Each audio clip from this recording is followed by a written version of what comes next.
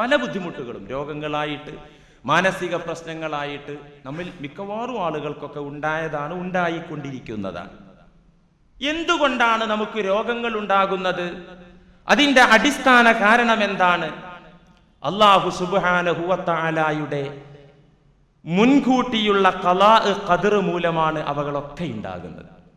പരിശുദ്ധ ഖുർആൻ പറഞ്ഞല്ലോ, മാ അസാബ മിൻ മുസീബത്തിൻ ഫിൽ അർദ് വലാ ഫീ അൻഫുസികും ഇല്ലാ ഫീ കിതാബിൻ മിൻ ഖബ്ൽ അൻ നബ്റഅഹാ ഇന്ന ദാലിക അലല്ലാഹി യസീർ. മാ അസാബ മിൻ മുസീബത്തിൻ ഫിൽ അർളി വലാ ഫീ അൻഫുസികും. ഭൂമിയിൽ ഒരു വിപത്തും ഒരു ദുരന്തവും ഉണ്ടാകുന്നില്ല. മാ അസാബ മിൻ മുസീബത്തിൻ ഫിൽ അർളി, ഭൂമിയുടെ ഏത് കോണിലായാലും എന്ത് പ്രകൃതി ദുരന്തങ്ങളായാലും ഭൂകമ്പങ്ങളായാലും പകർച്ചവ്യാധികളാണെങ്കിലും ചിക്കുൻ ഗുനിയയാണെങ്കിലും ഒക്കെ തന്നെ, മാ അസ്വാബ മിൻ മുസീബത്തിൻ ഫിൽ അർള്, ഭൂമിയിൽ ഒരു മുസീബത്തും ഉണ്ടാകുന്നില്ല. വലാ ഫീ അൻഫുസികും, മനുഷ്യരെ നിങ്ങളിലുള്ള മുസീബത്തുകളും ഉണ്ടാകുന്നില്ല, നിങ്ങൾക്കുണ്ടാകുന്ന രോഗങ്ങൾ ക്ലേശങ്ങളൊന്നും ഉണ്ടാകുന്നില്ല. ഇല്ലാ ഫീ കിതാബിൻ മിൻ ഖബ്ലി അൻ നബ്റഅഹാ, മുമ്പ് തന്നെ അല്ലാഹു കണക്കാക്കിയതിന്റെ അടിസ്ഥാനത്തിലല്ലാതെ, അല്ലാഹുവിന്റെ കിതാബിൽ രേഖപ്പെടുത്തിയ രീതിയിലല്ലാതെ, അല്ലാഹുവിന്റെ തീരുമാനപ്രകാരമല്ലാതെ നിങ്ങളിലോ ഭൂമിയിലോ ഒരു മുസീബത്തും വരികയില്ല.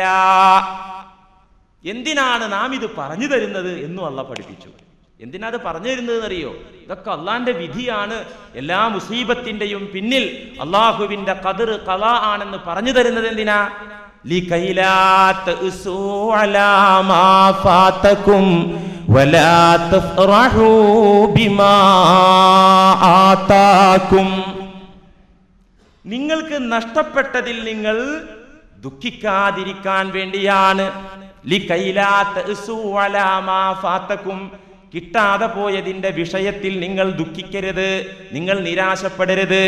വലാ തഫ്റഹൂ ബിമാ ആതാകും, അല്ലാഹു നിങ്ങൾക്ക് നൽകിയതിൽ നിങ്ങൾ മതിമറന്ന് സന്തോഷിക്കരുത്.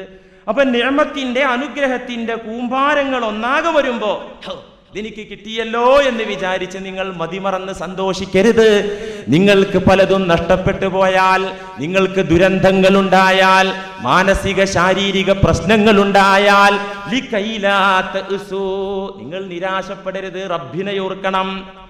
ഇന്നല്ലാഹ ലാ യുഹിബ്ബു കുല്ല മുഖ്താലിൻ ഫഖൂർ, അല്ലാഹു പൊങ്ങച്ചക്കാരനായ ദുരഭിമാനിയെ ഇഷ്ടപ്പെടുകയില്ല.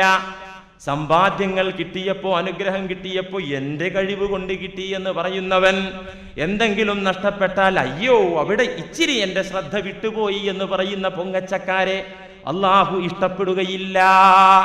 അപ്പൊ ഇത്തരം പ്രശ്നങ്ങളൊക്കെ ഉണ്ടാകുന്നത് എന്തുകൊണ്ട്? അള്ളാന്റെ വിധി, അല്ലാഹു കണക്കാക്കിയത്. വേറൊരു ഭാഗത്ത് കാണാ, ഖുർആൻ പല ഭാഗത്തും ഈ വിഷയം പറഞ്ഞിട്ടുണ്ട്. മാ അസ്വാബ മിൻ മുസീബത്തിൻ ഇല്ലാ ബിഇദ്നില്ലാഹ്, മാ അസ്വാബ മിൻ മുസീബത്തിൻ ഇല്ലാ ബിഇദ്നില്ലാഹ്, ഒരു മുസീബത്തും ഉണ്ടാവുകയില്ല മനുഷ്യരെ, ഇല്ലാ ബിഇദ്നില്ലാഹ്, അല്ലാഹുവിന്റെ അനുവാദത്തോടു കൂടെയല്ലാതെ, വിധിയോടുകൂടെയല്ലാതെ ഒന്നും ഉണ്ടാവുകയില്ല. വമൻ യുഅ്മിൻ ബില്ലാഹി യഹ്ദി ഖൽബഹ്, എന്നിട്ട് അല്ലാഹ് പറയാ മുസീബത്തിന്റെ കാര്യം പറഞ്ഞിട്ട്, മുസീബത്തൊക്കെ അല്ലാഹുവിൽ നിന്ന് തന്നെയാണ്. ചില ആളുകൾ വിശ്വസിക്കുന്നു ഖൈറൊക്കെ ദൈവത്തിൽ നിന്ന്, ശർറോ സാത്താനിൽ നിന്ന്. ശരിയല്ല. അത് സമ്മതിച്ചാൽ തന്നെ ഈ ശാത്താനെ ആര് പടച്ച് സ്വാതന്ത്ര്യം കൊടുത്തു? അവിടെ ഉത്തരം മുട്ടുമല്ലോ. ഖൈറൊക്കെ ദൈവം തമ്പുരാൻ, നല്ലതൊക്കെ ദൈവത്തിന്റെ വിധി, മോശപ്പെട്ടതോ സാത്താന്റെ വിധി, സാത്താന്റെ ഭാഗം. അങ്ങനെയാണെങ്കിൽ എങ്ങനെയാ ശരിയാവുക? ഈ സാത്താനെ ആര് പടച്ച് സ്വാതന്ത്ര്യം കൊടുത്തു? അപ്പൊ അള്ളാഹുവിലേക്ക് തന്നെയല്ലേ മടങ്ങിപ്പോകുന്നത്. വമൻ യുഅ്മിൻ ബില്ലാഹി യഹ്ദി ഖൽബ. മുസീബത്ത് വരുമ്പോ, പ്രയാസങ്ങൾ വരുമ്പോ, ശാരീരിക മാനസിക അസ്വാസ്ഥ്യങ്ങൾ മേൽക്കുമേൽ വരുമ്പോൾ, വമൻ യുഅ്മിൻ ബില്ലാഹ്, അല്ലാഹുവിൽ വിശ്വസിക്കേണ്ട ക്രമം വിശ്വസിച്ച് പിടിച്ചു നിന്നാൽ, യഹ്ദി ഖൽബ, അവന്റെ ഹൃദയത്തിന് അല്ലാഹു വഴി കാണിക്കും. അവന്റെ ഹൃദയത്തിന് അല്ലാഹു വഴി കാണിക്കും.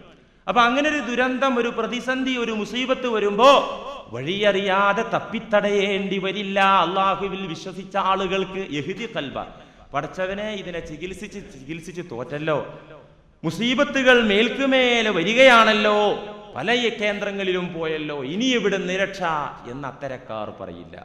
അത്തരക്കാർക്ക് അങ്ങനത്തെ ചിന്ത വരില്ല. കാരണം യഹ്ദി ഖൽബ, യഹ്ദി ഖൽബ, അവന്റെ ഹൃദയത്തിന് നാം വഴി കാണിക്കും, അവന് വഴി കാണിക്കും.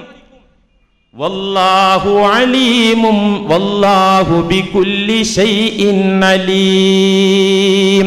പടച്ച തമ്പുരാൻ എല്ലാം അറിയാം, എല്ലാം അറിയുന്ന നാഥൻ ഈ മുസീബത്ത് കൊടുത്ത് പരീക്ഷിച്ചിരിക്കുന്ന മനുഷ്യൻ അവനിൽ വിശ്വസിച്ച് പിടിച്ചു നിൽക്കുമ്പോൾ അവന് വഴി കാണിച്ചു കൊടുക്കും എന്ന് സാരം. എന്തിനാ അങ്ങനെയൊക്കെ അള്ളാഹു ബുദ്ധിമുട്ട് തരുന്നത്? എന്നാൽ അള്ളാഹുവിൽ വിശ്വസിച്ച ആളുകൾക്കെങ്കിലും ഒരു സുഖസൗഖ്യം തന്നൂടെ? എന്തിനാ അള്ളാഹ് ഇതൊക്കെ തരുന്നത്? എന്തിനാ രോഗം തരുന്നത്? എന്തിനാ മാനസിക ക്ലേശങ്ങൾ തരുന്നത്? എന്തിനാ? അതിനും ഖുർആൻ മറുപടി പറയുന്നുണ്ട്. നിങ്ങളെ ശാരീരികവും മാനസികവുമായി പരീക്ഷിക്കുന്നത് എന്തിനാ?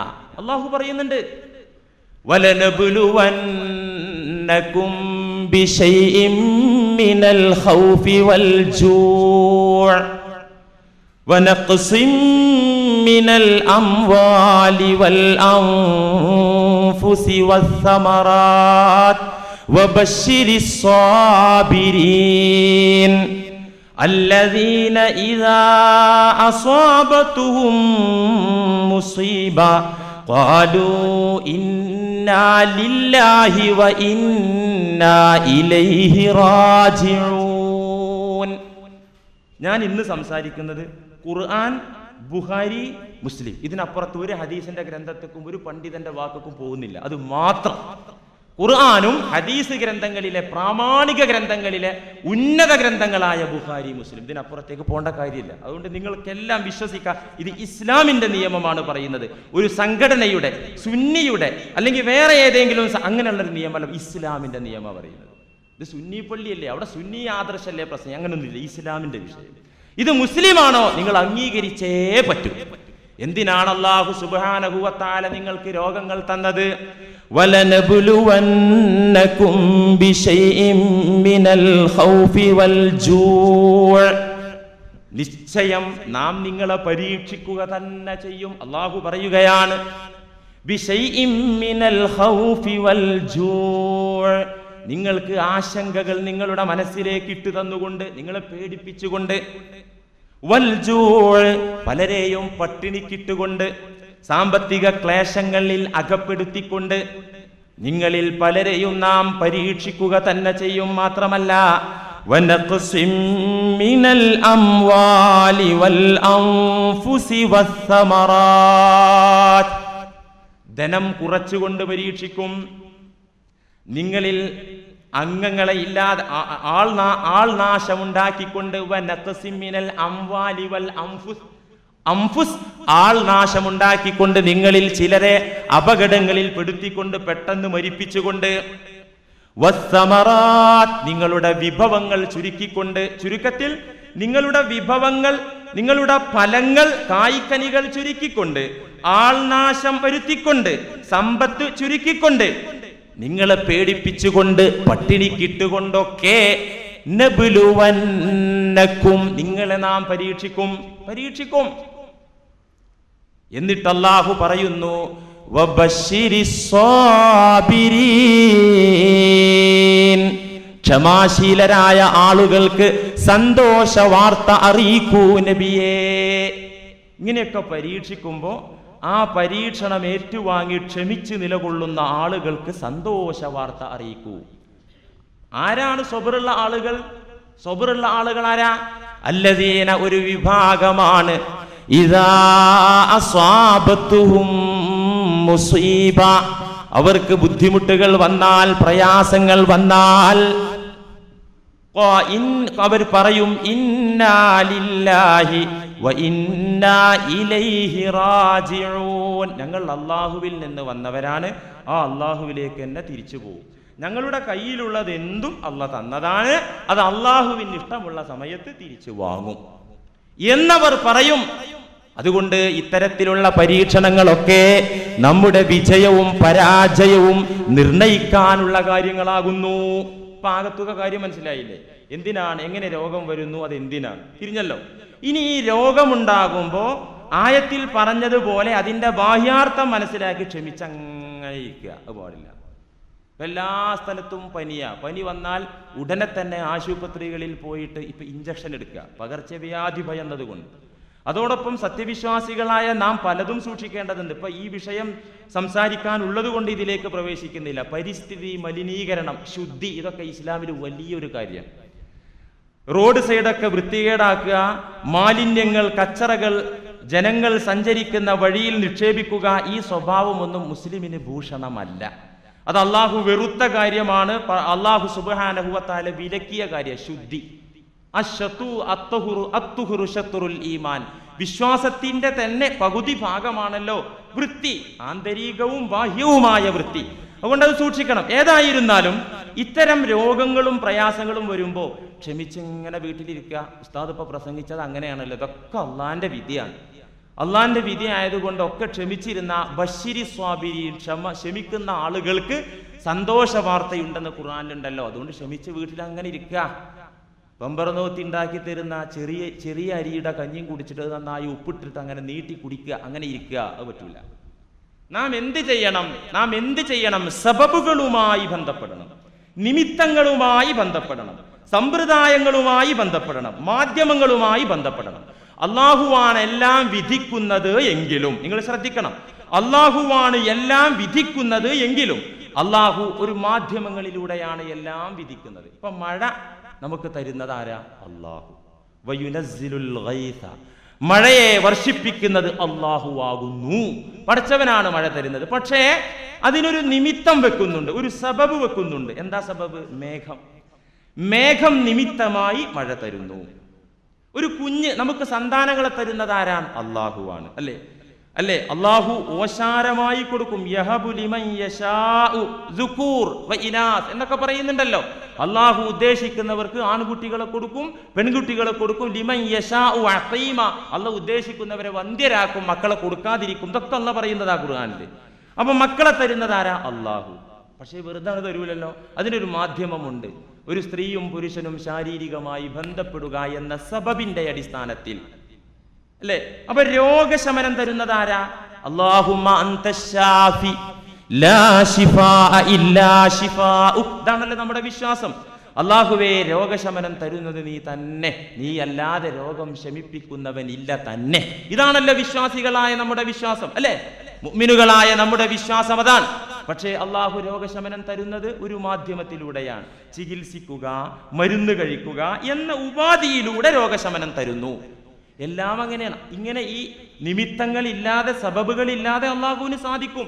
ഇപ്പോ ഒരു പെണ്ണിനെ ഒരു പുരുഷൻ സ്പർശിക്കാതെ ഒരു കുഞ്ഞിനെ പ്രസവിക്കാൻ ഒരു പെണ്ണിന് സാധിക്കും, അള്ളാഹു ഉദ്ദേശിച്ചാൽ ഒരു സ്ത്രീയും പുരുഷനും ബന്ധപ്പെടാതെ ഇവിടെ ഒരു ജനനം നടത്താൻ അള്ളാഹുവിന് സാധിക്കും. മറിയം ബീവിയുടെ ചരിത്രം പരിശുദ്ധ ഖുർആനിൽ സൂറ മറിയം എന്ന അധ്യായത്തിൽ സവിസ്തരം പറഞ്ഞിട്ടുണ്ടല്ലോ. അള്ളാഹുവിന്റെ ദൂതനായ മാലാക മറിയമിന്റെ അടുത്ത് വന്നിട്ട് പറഞ്ഞു, സന്തോഷിച്ച ഒരു കുഞ്ഞുണ്ടാകുന്നുണ്ട്, പുള്ളുണ്ടാകുന്നുണ്ട്.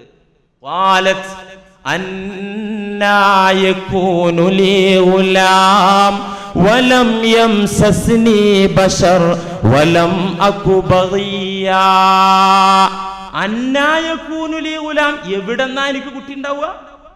വലം യംസസ്നി ബശർ, ഒരു മനുഷ്യൻ എന്നെ തൊട്ടിട്ടില്ലല്ലോ, പിന്നെ എങ്ങനെ എനിക്ക് കുട്ടി ഉണ്ടാകും? വലം അകു ബഗിയാ, ഞാൻ വൃത്തികെട്ടവളല്ലല്ലോ, ഞാൻ വ്യഭിചാരി പെണ്ണല്ലല്ലോ, എങ്ങനെ എനിക്ക് കുഞ്ഞുണ്ടാകും? അനുവദിക്കപ്പെട്ട രീതിയിൽ ഒരു നിക്കാഹ് നടന്നിട്ടില്ലല്ലോ, ഞാൻ ഒരാളുടെ ഭാര്യയല്ലല്ലോ, ഞാനൊരു തെമ്മാടി പെണ്ണുമല്ലല്ലോ. മലക്കെന്ത് പറഞ്ഞു? ഖാല കദാലികി ഖാല റബ്ബുകി ഹുവ അലയ്യ ഹയ്യിൻ. സംഗതി ഓക്കെ. ഖാല കദാലികി, സംഗതി നീ പറഞ്ഞത് ശരിയാണ്, പക്ഷേ നിന്റെ റബ്ബ് ഹുവ അലയ്യ ഹയ്യിൻ, പടച്ചവന് അതിന് പറ്റും. ഒരു പുരുഷനും നിന്നെ തൊടാതെ ഒരു കുഞ്ഞിനെ നിനക്ക് തരാൻ അള്ളാഹുവിന് പറ്റും. ഇത്